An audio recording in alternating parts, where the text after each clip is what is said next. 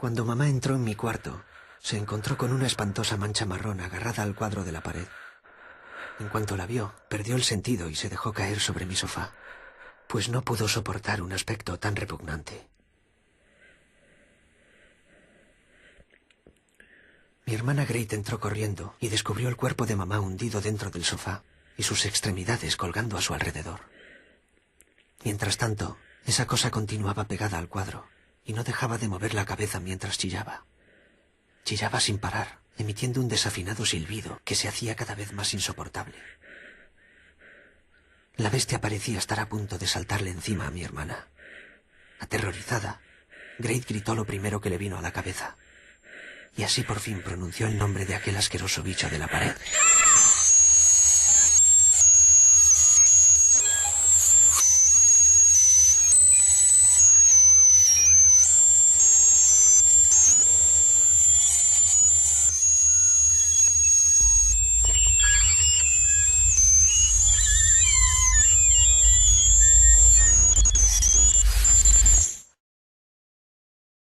Me llamo Gregor Samsa. Me desperté una mañana, convertido en un monstruoso insecto. Estaba acostado en mi cama, tumbado sobre el curvado caparazón que ahora tenía en lugar de la antigua espina dorsal. Comprobé que no era una espalda demasiado flexible, ya que sentí cómo se tensaba dolorosamente cuando quise observar mi abdomen. Mi abdomen era oscuro y estaba formado por varias secciones arqueadas. Parecía muy duro y sin duda segregaba una especie de sudor que le daba un brillante aspecto. Mis numerosas y escuálidas patas apuntaban hacia el techo mientras temblaban todas a la vez de forma descontrolada. En ocasiones esa vibración llegaba a rozar mi cabeza, produciendo un desagradable zumbido en mis oídos. Resultaba penosa la extrema delgadez de mis patas en comparación con el resto del cuerpo, pues este además era demasiado ancho para la cama e incluso sobresalía por sus laterales.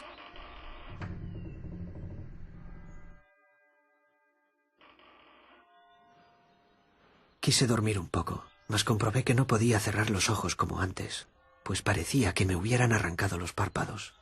Y no es que sintiera necesidad por pestañear, pero sí que resultaba algo extraño y verdaderamente incómodo el permanecer con los ojos totalmente abiertos.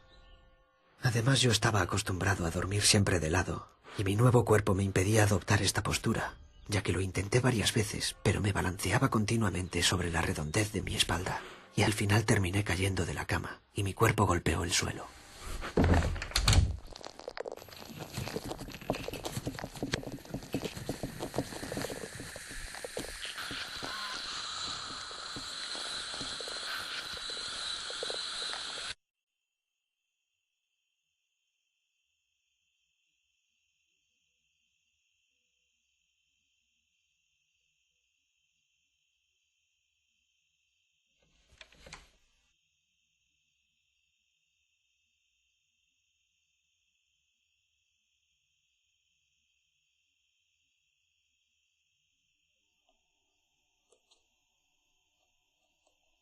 Llegada la noche, mi familia ya sabía lo que me había ocurrido, pero mantuvieron la extraña situación en secreto, como si yo no fuera otra cosa que un simple enfermo de lepra o algo parecido. Además, Great incluso había asumido ella sola la responsabilidad de cuidarme desde ese momento. Tuvo que pasar todo el día para que mi hermana se decidiera a entrar por fin en mi cuarto. Entró de puntillas y me trajo un tazón con trocitos de pan nadando en leche. Y es que ella sabía muy bien que la leche siempre había sido mi cena preferida.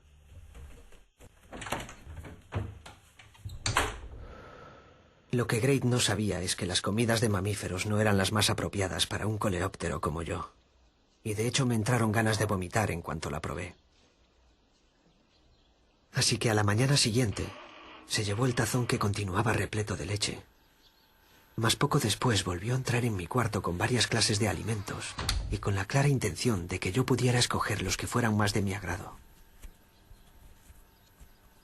Me sentí muy orgulloso por tener una hermana tan observadora, pues ella enseguida advirtió mis nuevas costumbres alimenticias. De no ser así, me acabaría muriendo de hambre.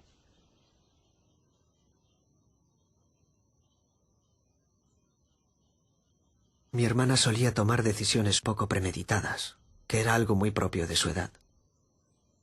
Y bien cierto es que decidió ocuparse de mí desde el principio, realizando mis tareas con mucho esmero. Pero también es verdad que lo habría hecho de todas formas, teniendo en cuenta la poca voluntad con la que papá y mamá afrontaron la situación. De hecho, Great entraba en mi cuarto 2 veces al día, por la mañana y al mediodía, pues era entonces cuando papá y mamá dormían. De esta forma, ellos nunca estarían obligados a observar mi espeluznante y deformada forma.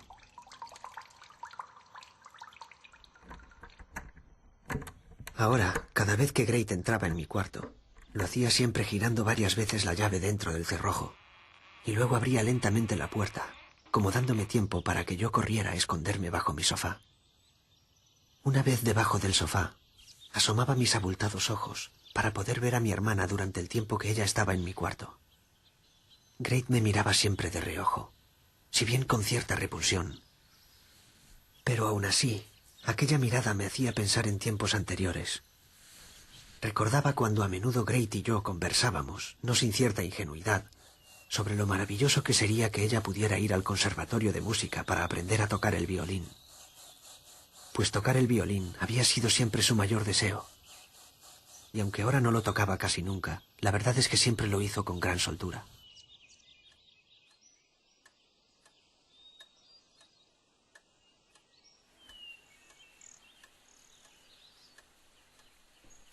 La ilusión de Great por aprender música nunca había pasado de ser una inocente fantasía, y a mis padres no les hacía mucha gracia que hablásemos siempre de algo tan inalcanzable para una familia tan humilde como la nuestra. Pero es que yo en realidad había estado ahorrando mucho dinero desde hacía mucho tiempo, y esa misma Navidad pensaba cumplirle el ansiado deseo a mi hermana. Por desgracia, quedaba ya muy poco tiempo para la Navidad, y yo bien sabía que era imposible contarle mi secreto. Así que ella jamás sabrá lo que pretendía regalarle.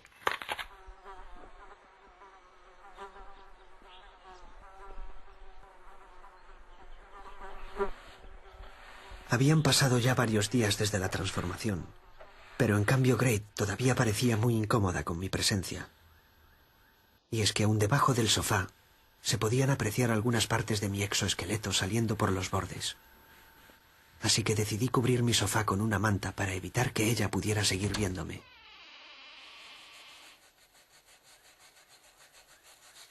Tardé 4 horas en realizar ese trabajo, pero aún así seguían viéndose algunas de mis extremidades, como las antenas que brotaban de mi cabeza. Eran unas antenas bastante largas, y no paraban de zarandearse en el aire, como si estuvieran murmurándole a Great para que mirase hacia mí. Además, el constante movimiento de mis poderosas mandíbulas emanaba una saliva espumosa que goteaba en el suelo de madera, emitiendo un sonido no muy fuerte, pero sí muy molesto. Y al final la gran curiosidad de mi hermana terminaba por obligarla a mirar una y otra vez bajo el sofá.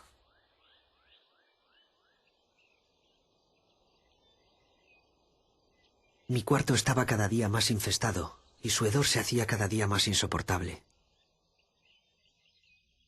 Así que era ya costumbre que Great entrara bruscamente en mi cuarto y se dirigiera corriendo hacia la ventana para poder respirar a gusto.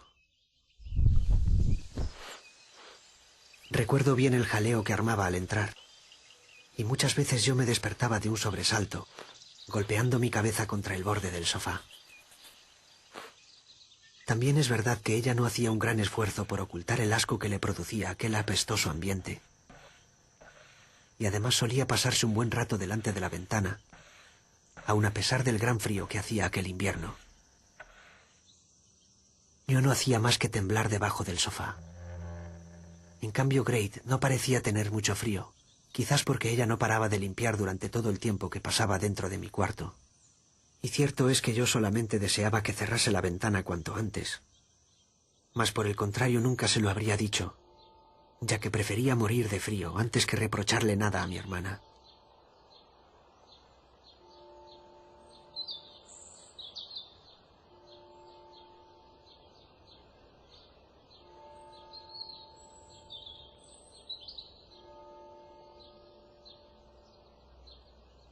Un día, quizás atraído por la intensa luz de la calle, decidí arrastrar mi silla hasta la ventana, para luego subirme en la silla y mirar a través de mi ventana. Me encantaba escuchar al amanecer las gotas de la escarcha golpeando contra el alféizar mientras observaba a la gente caminando apresurada por la calle. El caso es que solo tuve que mover la silla un par de veces para que Grete se diera cuenta enseguida y la colocara siempre junto a la ventana a partir de entonces. Pues con solo 17 años, mi hermana era ya una muchacha muy responsable.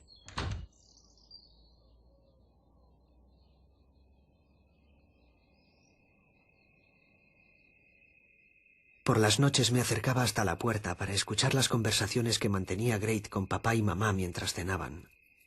A menudo ellos le preguntaban a mi hermana si notaba alguna mejoría en mí.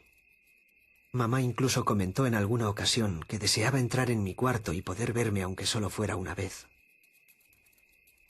Yo me moría de ganas de ver a mamá, y cada vez que la escuchaba decir que iba a entrar, corría a esconderme y me quedaba mirando muy atentamente hacia la puerta. Pero el pánico que ella sentía por mí hacía que siempre se echara atrás en el último instante. Entonces sentía una brutal tristeza que hacía hinchar de sangre mi cabeza y a veces parecía que estuviera a punto de reventar. Así que frotaba siempre mi cara contra los fríos hierros de mi cama para no arder de calor. Estaba claro que mi familia me consideraba un insignificante parásito, y sin duda creían en la idea de que las personas no pueden convivir con semejante animal.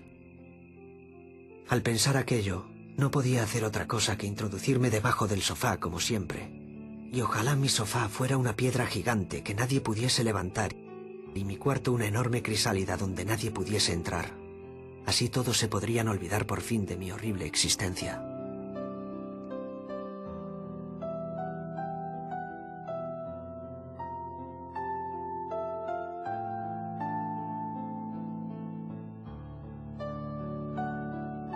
Los fugaces momentos que Grete pasaba junto a mí eran lo único que yo tenía y lo único que me importaba.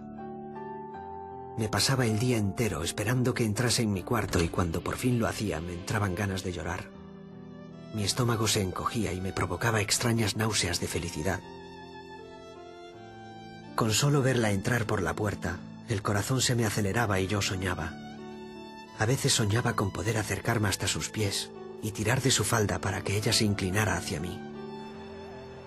Me imaginaba subiendo hasta su cuello para poder acariciar su cara con mis sensibles antenas y abrazar su cuerpo fuertemente con todas mis patas para poder susurrarle muy cerca de su oído y agradecerle todo lo que estaba haciendo por mí.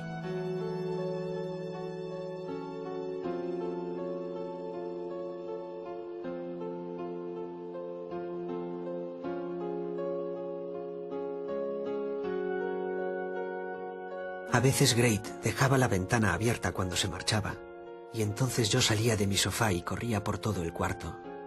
Me arrastraba incluso por las paredes, gracias a una sustancia pegajosa que tenía en los extremos de mis patas. Se convirtió en una fechoría que realizaba casi por instinto, y al hacerlo dejaba tras de mí un rastro pringoso que Grete no tardó en descubrir. Enseguida ella se dio cuenta de que yo había desarrollado un nuevo juego. Así que pensó en sacar todos los muebles de mi cuarto, a excepción del sofá, para dejarme todo el espacio libre posible.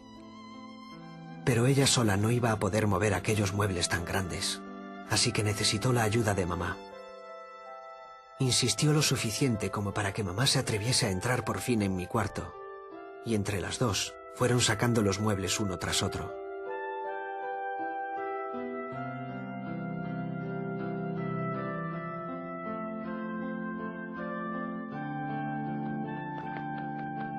Cuando me di cuenta, ya se habían llevado casi todos los muebles de mi cuarto. Tan solo quedaba el cuadro del medio de la pared, donde yo colgaba mi dibujo favorito. Entonces debería haberme alegrado al ver tanto espacio libre por donde poder moverme, pero por alguna razón abandoné mi salvaje instinto y trepé por la pared hasta el cuadro para impedir que también se lo llevaran. Fue entonces cuando mamá entró en mi cuarto y se encontró con una espantosa mancha marrón agarrada al cuadro de la pared. En cuanto la vio, perdió el sentido y se dejó caer sobre mi sofá, pues no pudo ni imaginar que aquella cosa se pudiera tratar de su hijo.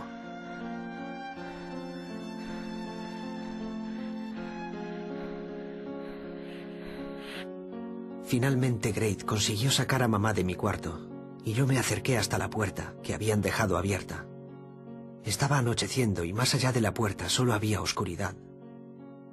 Pero de pronto apareció papá tras la penumbra. Llevaba en su brazo una cesta llena de manzanas que comenzó a tirar contra mí.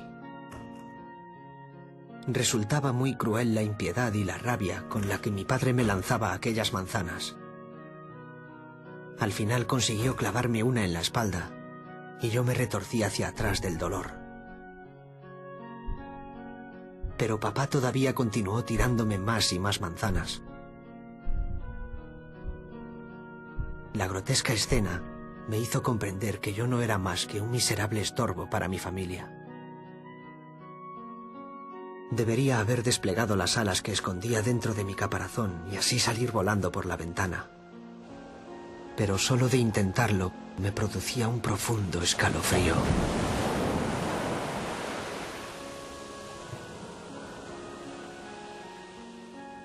Pasaban los días y aquella manzana seguía incrustada dentro de mi caparazón. Se estaba pudriendo y sentía como si miles de larvas estuvieran comiéndome la piel de la espalda.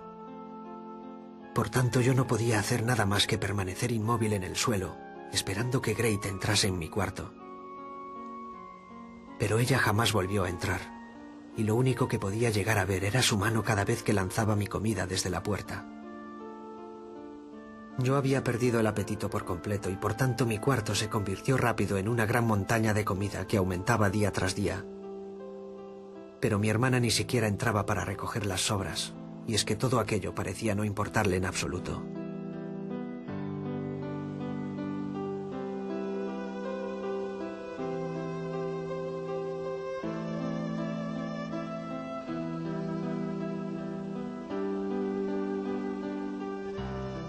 Una mañana muy temprano, Great comprobó que la comida llegaba ya hasta la puerta.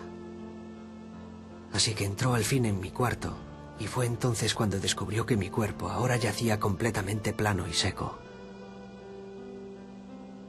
Enseguida entraron mis padres y Great se colocó entre ambos. Se quedaron perplejos contemplando a su hijo y hermano tirado en el suelo. «Miren qué flaco estaba», decía mi hermana mientras una agradable luz la iluminaba a ella y a sus padres. Los tres personajes posaban muy juntos mientras por fin suspiraban de consuelo. Y al final Great estiraba su joven cuerpo.